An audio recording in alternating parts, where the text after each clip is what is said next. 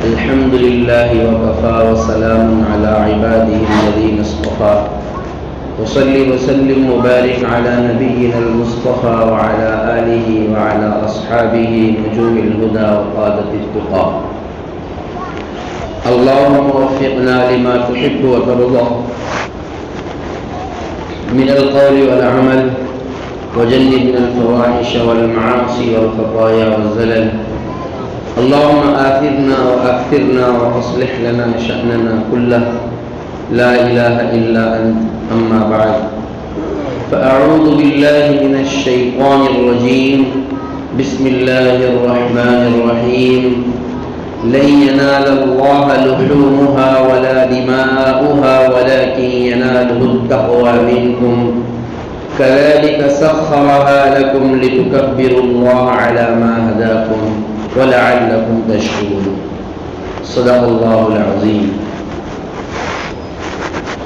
وقال النبي صلى الله عليه وسلم إنما الأعمال بالنيات وإنما لكل امرئ ما نوى أو كما قال النبي صلى الله عليه وسلم.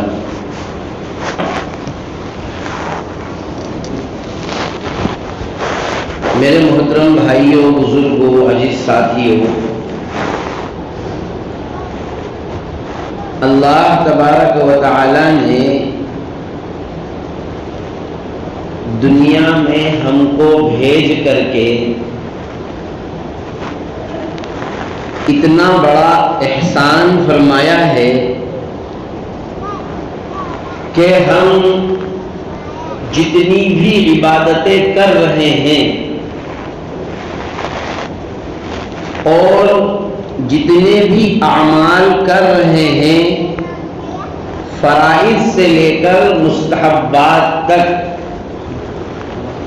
جانی عبادت ہو، مالی عبادت ہو، بدنی عبادت ہو، جو بھی عبادات ہم کر رہے ہیں ان سب کا اجر اور ان سب کا ثواب اور ان سب کی تنخواہ یہ سمجھ کر چلیے کہ ہم اپنی پیدائش اور اپنے وجود کی شکل میں ایڈوانس میں لے چکے ہیں. یعنی اگر فرض کر لیا جائے کہ اب ہم جو کچھ بھی کریں گے اس پر اللہ کچھ بھی نہ دے تو بھی اللہ تبارک و تعالی ظالم نہیں ہوگا، اس لیے کہ دنیا کا وجود بخشنا، دنیا کے نظاروں کا دیدار کرانا اور دنیا کی نعمتوں سے ہمیں اپنی نعمت کے ذریعے سے دنیا کی نعمتوں سے آشنا کرنا اور اس سے فائدہ اٹھانے کی توفیق عطا فرمانا، یہ اتنے بڑے احسانات ہیں کہ اللہ تبارک و تعالی اگر اس کے بعد ہمیں کچھ بھی نہ دے تو بھی اس کا احسان ہی ہے. لیکن ایسا نہیں ہے، وہ ایسا نہیں کرتا ہے. اس نے بندوں کے اعمال کے لیے اور چھوٹے چھوٹے اعمال کے لیے، چھوٹی چھوٹی اور بہت ادنا سمجھی جانے والی نیکیوں کے لیے اتنے بڑے بڑے ثواب عطا فرمائے کہ بندہ خدا کے لیے اور اس مخلوق کے لیے اس کا شمار کرنا اور اس کا گننا مشکل کام ہے. حضرت مولانا ابرار الحق صاحب دلیاوی رحمۃ اللہ علیہ جو فلاح دارین ترکیسر کے شیخ الحدیث تھے، یہیں کے فلسود کے علاقے کے رہنے والے تھے، وہ تو فرمایا کرتے تھے کہ حضرت آدم علیہ السلام جب دنیا میں تشریف لائے تو دنیا کا بچپن تھا اور آدم علیہ السلام کے یہاں نظام یہ تھا، رشتوں میں بچوں کی پیدائش ہوتی تھی تو ایک لڑکا اور ایک لڑکی، پھر اگلی بار جب پیدائش ہوگی تو ایک لڑکا اور ایک لڑکی. اب پہلی گود کے جو لڑکا لڑکی ہے وہ بعد والی گود کے لڑکا لڑکی کے لیے غیر محرم ہوں گے، یعنی ان کا آپس میں نکاح ہو جائے گا. پہلی گود کا لڑکا بعد والی گود کی لڑکی. قابیل نے حابیل کو جو قتل کیا تھا اس کی وجہ یہی تھی کہ قابیل کے ساتھ جو لڑکی پیدا ہوئی تھی وہ خوبصورت زیادہ تھی، اور حابیل کے ساتھ جو لڑکی پیدا ہوئی تھی وہ خوبصورت کم تھی. قابیل کو حابیل کے ساتھ میں پیدا ہونے والی لڑکی سے نکاح کرنا تھا، لیکن اس نے حابیل کو قتل کر دیا. اسی لیے رسول اللہ صلی اللہ علیہ وسلم نے ارشاد فرمایا کہ دنیا میں اب ناحق جتنے بھی قتل ہوتے رہیں گے ان سب کا گناہ قابیل کے کھاتے میں بھی جمع ہوگا، اس لیے کہ دنیا میں سب سے پہلے قتل کا طریقہ ایجاد کرنے والا قابیل ہے. تو فرمایا کرتے تھے مولانا ابرار الحق صاحب کہ وہ دنیا کا بچپن تھا، اور بچپن میں جب بچے کھیلتے ہیں تو بھائی بہن میں بھی شادی ہو جاتی ہے. دیکھو چھوٹے چھوٹے بچے کھیلتے ہیں، 5 سال کے 4 سال کے بچے کھیلتے ہیں آپس میں، تو کیا کہتے ہیں؟ تو ابا ہے، تو امی ہے، بھائی بہن ہی آپس میں کھیلتے ہیں. تو وہ دنیا کا بچپن تھا، اس لیے بھائی بہن میں بھی شادی ہو جایا کرتی تھی. حضرت موسیٰ علیہ السلام جب دنیا بڑھی اور حضرت موسیٰ علیہ السلام کا زمانہ آیا تو دنیا کو عروج ملا.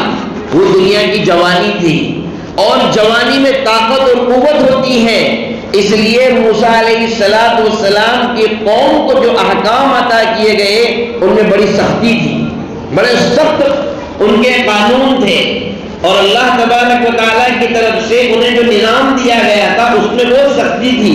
سختی کا مطلب یہ نہیں ہے کہ ان کے بس سے باہر تھی، ان کے بس میں تھی، ان کی طاقت عطا کی گئی تھی. لیکن نبی صلی اللہ علیہ وسلم کو دنیا کے اینڈ میں ایک دم دنیا کا بڑھاپا آ گیا، اس وقت مبعوث کیا. اب بھائی جب بڑھاپا آ جاتا ہے تو کیا کرتے ہیں؟ تھوڑا سا کام لیتے ہیں اور مزدوری زیادہ دیتے ہیں. اللہ تبارک و تعالیٰ نے اس امت کے ساتھ ایسا ہی معاملہ کیا.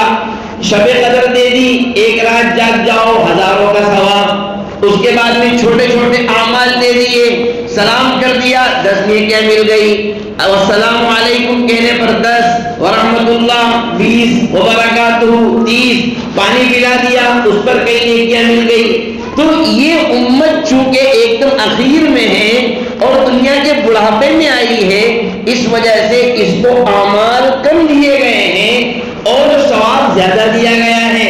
یہ اسی کیونکہ پہلی امتوں کی عمریں 1000 سال، 500 سال، 700 سال، اور اس امت کی عمریں مابین 60 و 70، 60 اور 70 کے بیچ میں. تو ٹائم کم دیا گیا لیکن ثواب زیادہ دیا گیا.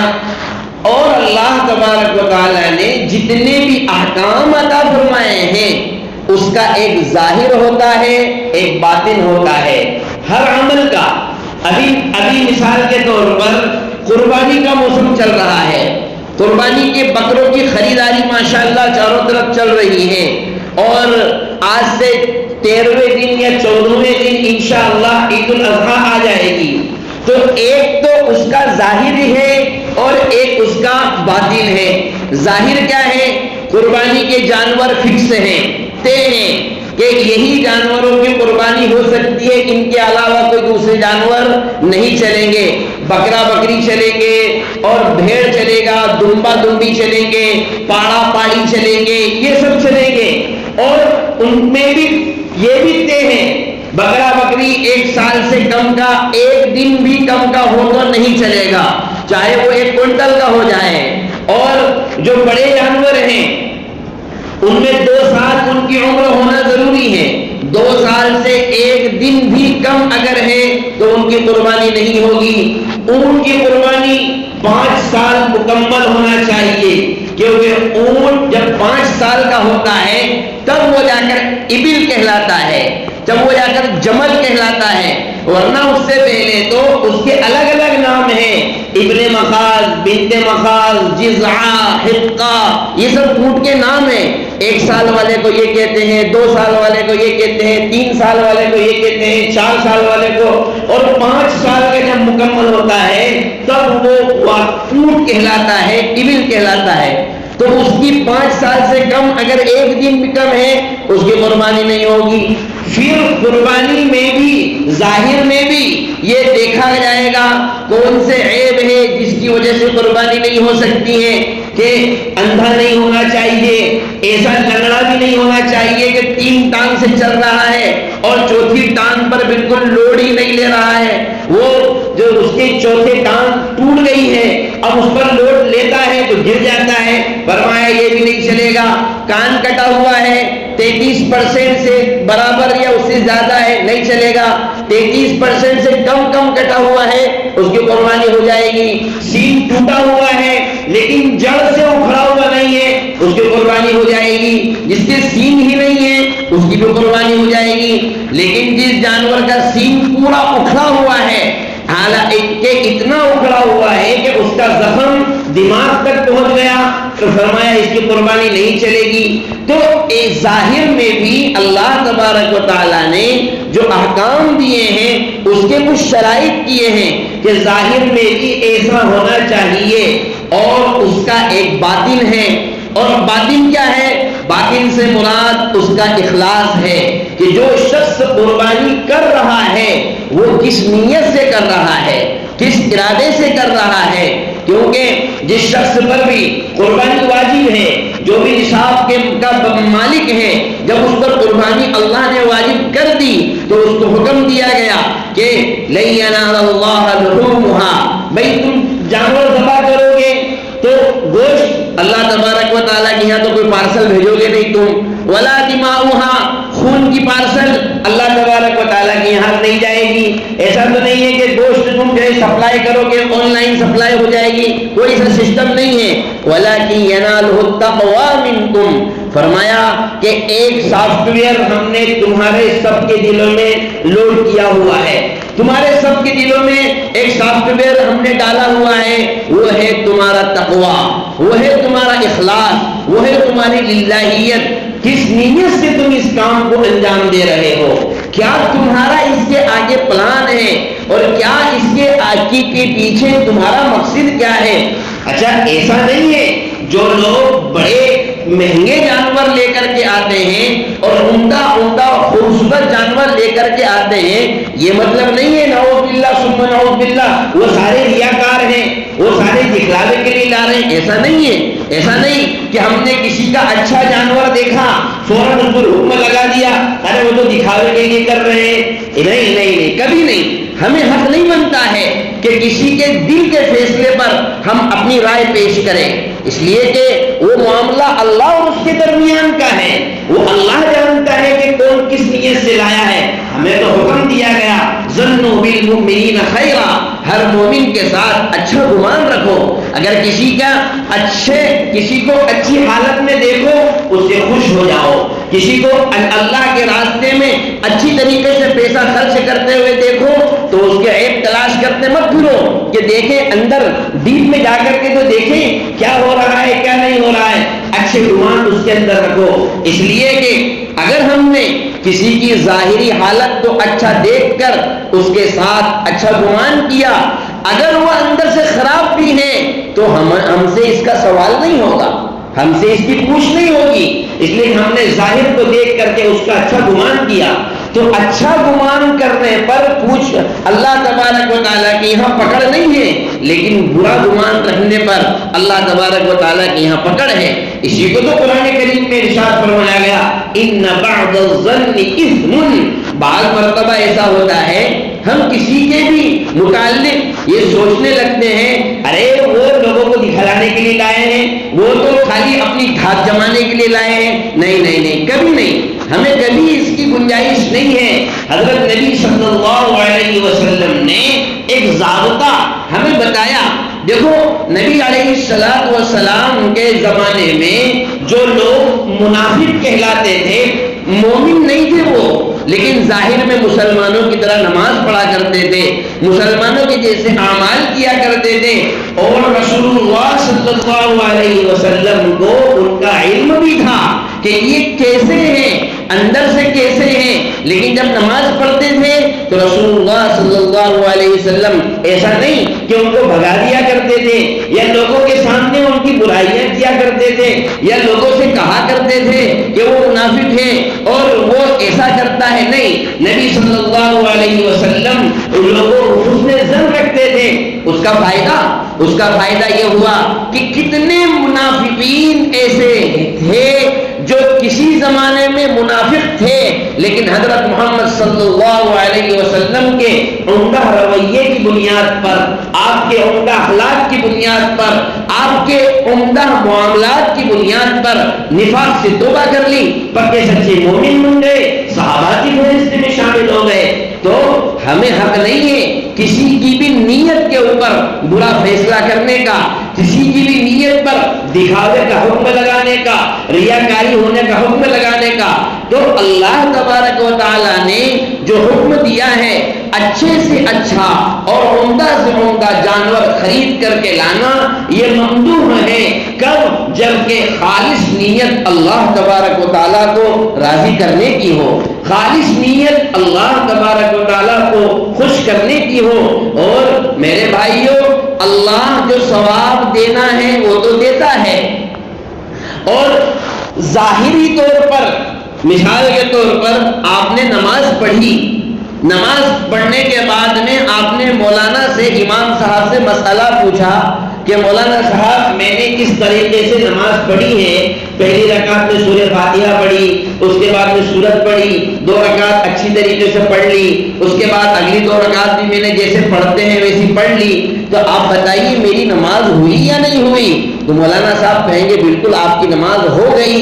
لیکن کیا کوئی مولانا ایسا ہے جو یہ کہہ دے گا کہ آپ کی نماز قبول ہو گئی، یا کوئی ایسا ہے جو کہہ دے گا کہ آپ کی نماز قبول نہیں ہوئی؟ کوئی نہیں بول سکتا، یہ کوئی نہیں کہہ سکتا کہ آپ کی قبول نہیں ہوئی۔ ظاہر کو دیکھ کر ہوئی ہے یا نہیں ہوئی ہے یہ فیصلہ کیا جا سکتا ہے، لیکن قبول ہوئی ہے یا نہیں ہوئی ہے یہ فیصلہ اللہ تبارک و تعالیٰ کی ذات پر موقوف ہے۔ وہ اگر گرین سگنل وہاں سے ملے گا تو قبولیت کی گھڑی قبولیت کا مانا جائے گا، اور اگر وہاں سے گرین سگنل نہیں ملا تو اس کو قبولیت نہیں مانی جائے گی۔ تو اللہ تبارک و تعالیٰ نے اعمال کے باطن کو، جس کو اخلاص سے تعبیر کیا جاتا ہے، جس کو اخلاص کے معنی ہی ہے خالص ہو جانا، اور اخلاص میں خلاص ہو جانا خود چھپا ہوا ہے۔ خلاص کے معنی کیا آتے ہیں؟ ختم ہو جانا۔ بھائی جو چیز ختم ہو جاتی ہے کیا کہتے ہیں؟ ختم، خلاص بولتے ہیں کہ نہیں بولتے ہیں؟ تو اخلاص کو خلاص بولتے ہی اس لیے ہیں کہ اخلاص آ جانے کے بعد ریاکاری خلاص، دکھلاوا خلاص، شہرت کی نیت خلاص، لوگوں کو دکھلانے کی نیت خلاص، یہ سب خلاص ہو جائے، اسی کا نام اخلاص ہے۔ اور اللہ تبارک و تعالی دنیا میں جو بندوں پر حالات آتے ہیں، بندوں کے اعمال کی بنیاد پر جب ان میں اخلاص ہوتا ہے، بڑے بڑے طوفانوں کے رخ کو اللہ تبارک و تعالیٰ موڑ دیتے ہیں۔ اعمال میں جب اخلاص ہوتا ہے، بسا اوقات چھوٹے چھوٹے اعمال بھی اتنے بڑے بڑے طوفانوں کے رخ موڑ دینے کا سبب بن جاتے ہیں جس کو ہم تصور بھی نہیں کر سکتے۔ چنانچہ بخاری اور مسلم میں ایک روایت موجود ہے، حضرت جناب رسول اللہ صلی اللہ علیہ وسلم نے، اور اس روایت کو اخلاص نیت کے باب میں ہی امام مسلم رحمۃ اللہ علیہ نے اور علامہ نووی رحمۃ اللہ علیہ نے اخلاص نیت کے باب میں ہی اس روایت کو ذکر فرمایا کہ تم میں سے پہلے کا واقعہ ہے، 3 لوگ کان فیمن کان قبلکم، تم میں سے پہلے 3 لوگوں کا واقعہ ہے، اذ اواہم المبیت، کہ رات نے الی صخرۃ، ان کو ایک غار میں پناہ لینے پر مجبور کر دیا۔ طوفان سخت تھا اور ہوائیں تیز چل رہی تھی ہوگی اور یا جو بھی شکل رہی ہوگی، تو وہ جب لوگ غار میں جیسے ہی اندر گئے، ان حضرت صخرۃ، ایک چٹان لڑکتے ہوئے آئی اور غار کے منہ پر آ کر کے جم گئی۔ بس اب یہ تینوں بندے اندر پھنس گئے، تینوں کے تینوں بندے اندر پھنس گئے۔ اب وہ چٹان بڑی لمبی چوڑی چٹان، چھوٹی موٹی ہو، 1 کوئنٹل 2 کوئنٹل 3 کوئنٹل بھی ہو تو 3 آدمی اس کو دھکا لے، وہ تو کئی ٹنوں کی ہوگی، تو کئی ہزار کلو کی ہوگی. تو آپس میں اندر مشورہ کر رہے ہیں اب کیا کریں، پھنس تو گئے ہیں. تو کہنے لگے ادعوا اللہ بصالح اعمالکم، کہ یار زندگی میں یاد کرو کبھی کوئی ایسا کام کیا ہو جو خالص اللہ ہی کے لیے کیا ہو. ایک آدھ کام ایسا اپنا یاد کرو جو کس کے لیے کیا تھا، صرف اللہ کے لیے کیا تھا، اس میں ریاکاری اور دکھلاوا بالکل نہیں تھا.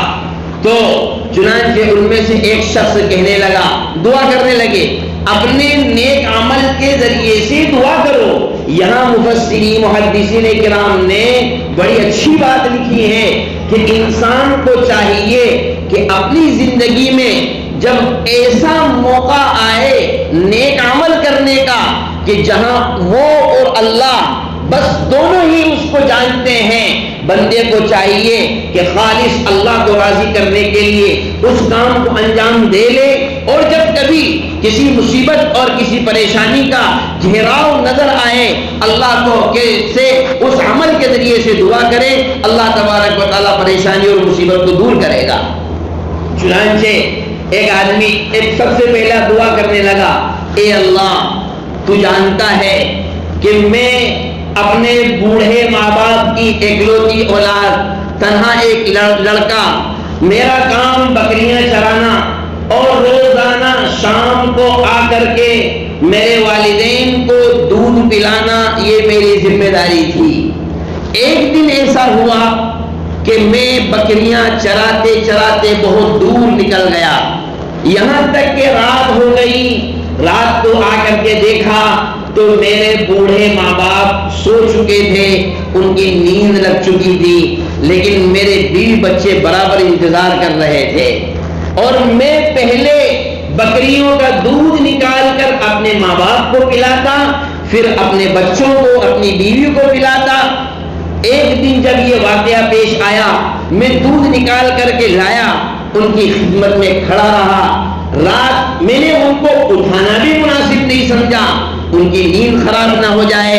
ایک طرف حدیث میں ہے کہ میرے بچے میرے قدموں سے لپٹے ہوئے رو رہے ہیں، وہ انتظار کر رہے ہیں کہ ابو ہم کو دودھ پلا دے، لیکن میں انتظار کر رہا ہوں کہ میرے ماں باپ اٹھیں گے، پہلے ان کو پلاؤں گا پھر اپنے بچوں کو پلاؤں گا.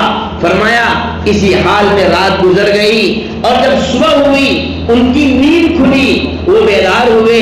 میں نے پہلے ان کو دودھ پلایا، اس کے بعد میں اپنے بچوں کو دودھ دیا. اے اللہ، اللہم ان کنت فعلت ذلك ابتغاء وجهك ففرج عنا ما نحن فيه من هذه الصخرة. اے اللہ، اگر میں نے یہ کام تجھے خوش کرنے کے لیے کیا، تجھے راضی کرنے کے لیے کیا، یعنی میرے اس کام میں تیرے نزدیک اگر اخلاص ہے تو یہ چٹان جو آ کر پڑی ہوئی ہے اس کو تو یہاں سے ہٹا دے. نبی صلی اللہ علیہ وسلم نے فرمایا بس وہ چٹان وہاں سے ہٹ گئی، لیکن وَلَكِنَّهُمْ لَا يَسْتَطِيعُونَ الْخُرُوجَ مِنْهَا، اتنی نہیں ہٹی تھی کہ وہاں سے باہر نکل جائے، کیونکہ اگلے دو بھی تو تھے، ان کا بھی تو ان کے دعائیں اور ان کے نیک عمل بھی تو سامنے آنا تھا. یہ ایک عمل کیا، ماں باپ کو مقدم کیا اپنی اولاد پر، بچوں کو رلایا اپنے ماں باپ کو خوش کرنے کے لیے. یعنی بچے روتے رہے لیکن ماں باپ کی نافرمانی کرنا یہ ان کے نزدیک نافرمانی تصور کی جاتی تھی کہ ماں باپ سے پہلے میں اپنی اولاد کو کھانا کھلا دوں. ان کے نزدیک انہوں نے اس کو نافرمانی تصور کیا. اللہ کو راضی کرنے کے لیے اور خوش کرنے کے لیے اپنے ماں باپ کے ساتھ یہ رویہ، یہ معاملہ انہوں نے پیش کیا. اللہ تبارک و تعالیٰ نے اس کی برکت سے تھوڑی سی چٹان ہٹائی. اب دوسرے کا نمبر آیا، کہنے لگا اے اللہ تو جانتا ہے کہ میری ایک چچا زاد بہن تھی، میرے چچا کی لڑکی، جس پر میں فدا ہو گیا، جس پر میں عاشق ہو گیا، اور میرا عشق اور میری محبت اس سے اتنی زیادہ ہو گئی جیسا کہ ایک نوجوان لڑکے کو ایک نوجوان لڑکی سے ہوتی ہے. اور میں نے اس سے اپنی ضرورت اور خواہش پوری کرنے کی درخواست بھی کی، لیکن اس نے منع کر دیا. ایک دن اتفاقاً اس کو پیسوں کی روپیوں کی ضرورت پیش آئی، وہ میرے پاس اپنی ضرورت لے کر کے آئی، 120 دینار میں نے اس کو دیے، اس شرط پر کہ وہ مجھے ناجائز عمل زناکاری کی مجھے وہ اجازت دے گی۔ چونکہ وہ مجبور تھی، اس کے پاس اس کے علاوہ کوئی چارہ اور کوئی راستہ نہیں تھا، چنانچہ اس نے مجھے اجازت دے دی۔ اور جب میں تنہائی میں، کوئی بھی نہیں ہے، صرف وہ ہے اور میں ہوں، جب میں اس کے پاس پہنچتا ہوں تو وہ روتی ہے اور مجھ سے کہتی ہے، یا عبد اللہ اتق اللہ ولا تخذ الخاتم فی غیر حق، ارے اللہ کے بندے، اللہ سے ڈر اور تیرا جو حق نہیں ہے اس چیز کو تو وصول مت کر، تیرا جو حق نہیں ہے اس پر تو قبضہ مت کر، تیرا جو حق نہیں ہے اس کو تو دخل اندازی مت کر۔ بس اس کے یہ کلمات تھے کہ اتق اللہ، اللہ سے ڈر، جس نے مجھے اس سے دور کر دیا، میں وہاں سے ہٹ گیا، اس کو چھوڑ دیا، اور وہ جو 120 دینار سونے کے سکے، 120 دینار، ایک دینار میں 4 گرام سونا ہوتا ہے، 4 گرام سونا یعنی 400 اور 20 کے حساب سے جوڑ لو 480 گرام، 480 گرام سونا آج کتنا، کیا 80 کا بھاؤ چل رہا ہے، شاید 80 لاکھ روپے کلو ہے سونا، تو 420 یعنی 40 لاکھ کے قریب، بہرحال آج کے حساب سے اگر جوڑیں گے تو 35-36 لاکھ کے قریب بن جائے گا۔ تو 120 دینار سونے کے سکے میں نے چھوڑ دیے اور میں نے اس سے کہا کہ جا تو اپنی ضرورت پوری کر لے، اور میں وہاں سے اس کو ہاتھ لگائے بغیر چلے آیا، کہنے لگا اے اللہ اگر میں نے ان كنت فعلت ذلك ابتغاء وجهك ففرج عنا ما نحن فيه من هذه الصخرة، کہ اگر میں نے یہ عمل تجھے خوش کرنے کے لیے کیا ہے تو تو اس چٹان کو ہٹا کر کے طوفان سے ہم کو بری کر دے۔ نبی صلی اللہ علیہ وسلم فرماتے ہیں وہ تھوڑی اور کھسک گئی، لیکن ابھی بھی انہم لا یستطیعون الخروج منہا، اتنی نہیں ہوئی کہ وہ وہاں سے باہر آ سکے۔ تیسرا شخص جس نے اپنی دعا کے لیے ہاتھ اٹھائے اور کہنے لگا اے اللہ تو جانتا ہے کہ میرے بہت سارے نوکر چاکر، میرے بہت سارے غلام، دیکھو ایک حدیث ہے، مجھے بیان کرنا صرف اتنا ہے کہ ہم اپنی قربانیوں میں اور اپنے تمام اعمال میں اخلاص تو پیدا کریں، وہ ہمارے ہر عمل کی جان ہے، لیکن آپ مضمون حدیث کو جب دیکھیں گے تو کتنی باتیں اس سے سامنے آ جائے گی، ماں باپ کی عظمت بھی سامنے آ گئی، اور بد نگاہی کا زہر اور اس کے مضر اثرات بھی سامنے آ گئے، اور اس سے بچنے پر اللہ تبارک و تعالیٰ کی رحمت کا ملنا یہ بھی سامنے آ گیا۔ اب تیسرا آدمی جو تاجر حضرات ہیں، کاروبار والے حضرات ہیں، ان کے حساب سے اس میں مضمون بڑا عمدہ مضمون ہے، کہنے لگا کہ یا اللہ تو جانتا ہے کتنے لوگ میرے یہاں کام کیا کرتے تھے، اور ان میں سے سارے مزدور آئے، اپنی اپنی مزدوری لے کر کے چلے گئے، ایک مزدور اپنی چھوٹی موٹی مزدوری، اب بھائی مزدوری کتنی ہو سکتی ہے ایک دن کی، 500 روپے، 700 روپے، اور کوئی بہت بڑی دکان ہو، بہت بڑا سیل ہو تو 1000-1200 روپے، زیادہ سے زیادہ کتنا 20,000-25,000 روپے پہ ایک آدمی جاتا ہے، اگر 30,000 پہ بھی کوئی آدمی گیا ہے تو 1,000 روپے ایک دن کی مزدوری بنتی ہے، تو وہ بندہ اپنی مزدوری چھوڑ کر چلا گیا، لیکن میں نے اس مزدوری کو کاروبار میں لگا دیا، اب وہ 500 تھے، 600 ہو گئے، 700 ہو گئے، 1400 ہو گئے، 1500 ہو گئے، یعنی وہ اس کے ذریعے سے زمینیں خرید لی، اس کے ذریعے سے جانور خرید لیے، چوپائے خرید لیے، بکریاں خرید لی، اونٹ خرید لیے، اور وہ بہت لمبے زمانے کے بعد میں آیا، یعنی 2 سال 4 سال 5 سال کے بعد، یا حدیث میں اتنا یہ نہیں ہے کہ کتنی مدت کے بعد آیا، اتنا تذکرہ ہے کہ وہ ایک لمبی مدت کے بعد آیا، اور مدت اتنی لمبی ہو گئی تھی کہ اس کی وہ 1 دن کی مزدوری یا 2 دن کی جو بھی مزدوری تھی وہ زمین جائیداد اور جانوروں کی شکل میں تیار ہو گئی تھی. تو اندازہ لگاؤ اچھا خاصا لمبا وقت ہی گزرا ہوگا, کیونکہ قدیم زمانے میں زمینوں کے بھاؤ ایسے نہیں بڑھا کرتے تھے جیسے گاؤں میں بڑھتے ہیں کہ ایک دن میں 4-5 مرتبہ بڑھ جاتے ہیں. یہ نئے زمانے کی پیداوار ہے. پہلے تو زمینوں کے بھاؤ ایسے ہی رہا کرتے تھے, دھیرے دھیرے بڑھا کرتے تھے. یہ تو صرف ہمارے یہاں کی خوبی ہے کہ آج 1200 ہے, کل 2400 ہو گئے, بعد میں پتا چلا کہ تیسرے دن واپس 800 پر بھی آ گئے, سارے کے سارے دیوس گر لگ گئے. تو یہ پہلے ٹائم لگتا تھا کسی بھی چیز کو. اگر جو چیز دھیرے دھیرے عروج پر جاتی ہے تو اس کا زوال بھی پھر دھیرے دھیرے آتا ہے, اور جو ایک دم سے عروج پر جاتی ہے تو پھر وہ اترتی نہیں ہے, پھر گرتی ہے. اترنے میں اور گرنے میں فرق ہے. اترنے کے لیے سیڑھیوں کا استعمال کیا جاتا ہے, اور گرنے کے لیے کچھ نہیں, دھکا دے تو خود بخود نیچے گر جائے گا. بہرحال تو جب وہ آدمی آیا اور آ کر کہنے لگا کہ صاحب پہچانا مجھے؟ نہیں پہچانا. یہ حدیث میں نہیں ہے پہچانا, یہ تو میں آپ کو سمجھانے کے لیے بتا رہا ہوں کہ 4-5 سال کے بعد میں, لمبی مدت کے بعد میں کوئی مزدور قسم کا آدمی آئے تو اس کو پہچاننا مشکل ہوتا ہے. اس نے اپنا تعارف کرایا, میں فلاں آدمی ہوں, میری فلاں وقت کی مزدوری چھوڑ کر کے گیا تھا, آپ مجھے دے دو.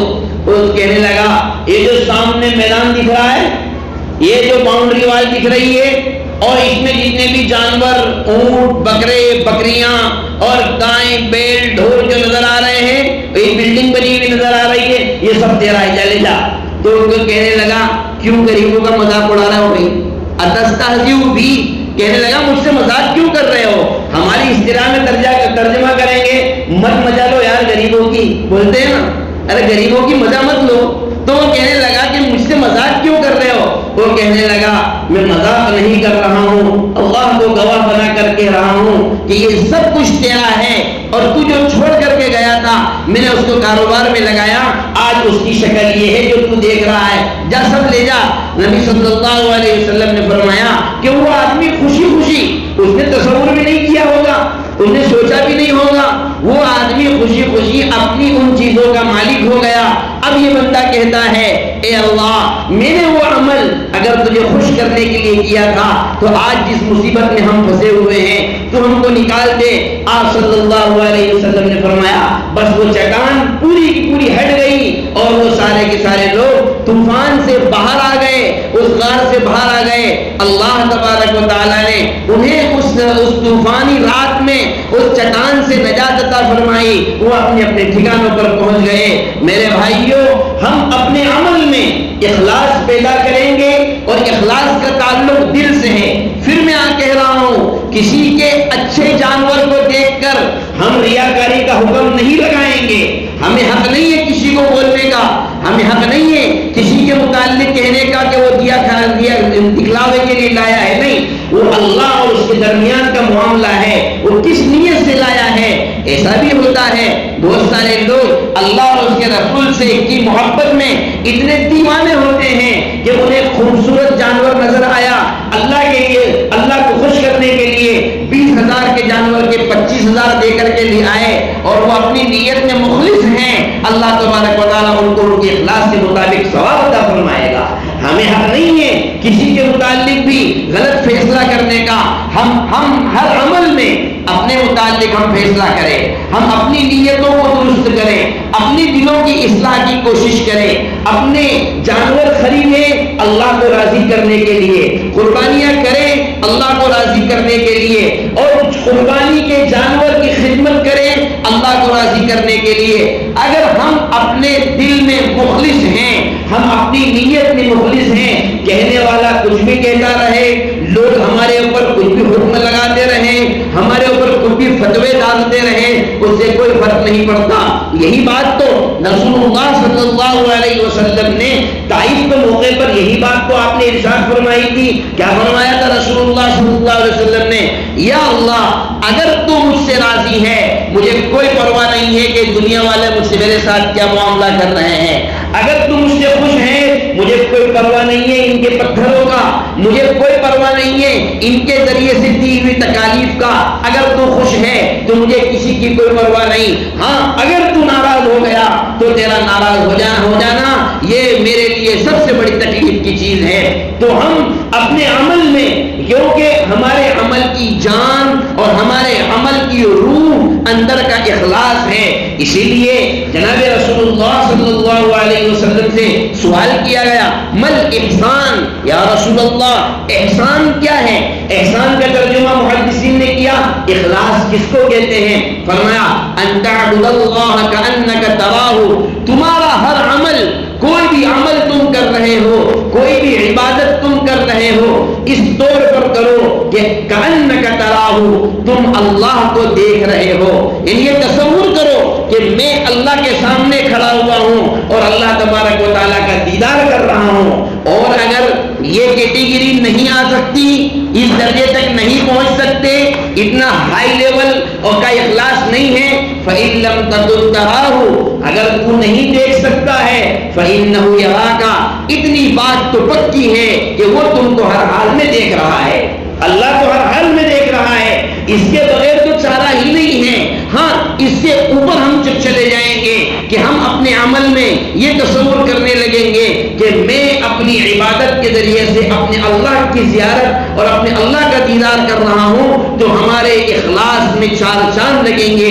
اللہ تبارک و تعالی ہم سب کے تمام اعمال کو قبول فرمائے، ہماری قربانیوں میں اللہ ہم سب کو اخلاص نصیب فرمائے، اور اس عمل کی برکت سے، چونکہ اس میں مال خرچ ہوتا ہے اور اخلاص کا بھی امتحان ہوتا ہے، اس عمل کی برکت سے اللہ تبارک و تعالی تمام ہی اعمال میں ہمیں مخلصانہ طور پر عبادات کرنے کی توفیق عطا فرمائے۔ اللہ ہم سب کی دلوں کی اصلاح فرمائے، تمام تر گندگیوں سے، ریاکاری سے، شہرت سے، دکھلاوے سے اللہ ہم سب کی حفاظت فرمائے، بدگمانی سے اللہ ہم سب کی حفاظت فرمائے، نیک صالح مطمئن اور اخلاص سے بھرے ہوئے دل اللہ تبارک و تعالی ہم سب کو نصیب فرمائے۔ وما توفیقی